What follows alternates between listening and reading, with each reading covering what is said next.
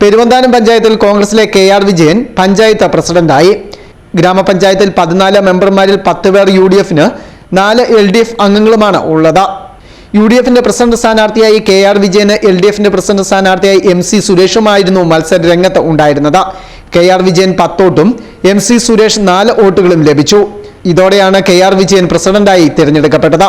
തുടർന്ന് പ്രസിഡന്റായ KR വിജയൻ സത്യപ്രതിജ്ഞ ചെയ്ത് ചുമതലയേറ്റു.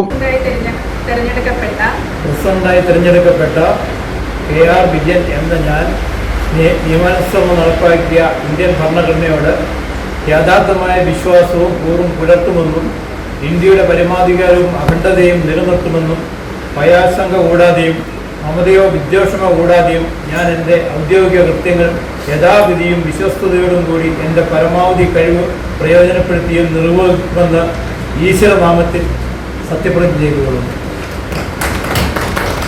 ശ്രീദേവി S ആയിരുന്നു വരണാധികാരി. 13ാം വാർഡ് തെക്കേമലയിൽ നിന്നുമാണ് KR വിജയൻ മത്സരിച്ച് വിജയിച്ചത്. ഉച്ചകഴിഞ്ഞ് നടന്ന വൈസ് പ്രസിഡന്റ് തെരഞ്ഞെടുപ്പിൽ 12ാം വാർഡ് പാലൂർക്കാവിൽ നിന്ന് വിജയിച്ച ഷീബ ബിനോയിയെ വൈസ് പ്രസിഡന്റായി തെരഞ്ഞെടുത്തു. ഗ്രാമപഞ്ചായത്ത് പ്രസിഡന്റ് KR വിജയൻ സത്യപ്രതിജ്ഞ ചൊല്ലിക്കൊടുത്തു.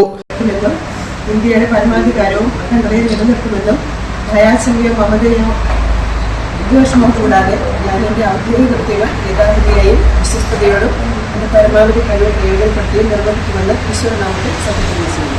ആകെ 14 വാർഡുകളാണ് പെരുവന്താനം ഗ്രാമപഞ്ചായത്തിലുള്ളത്.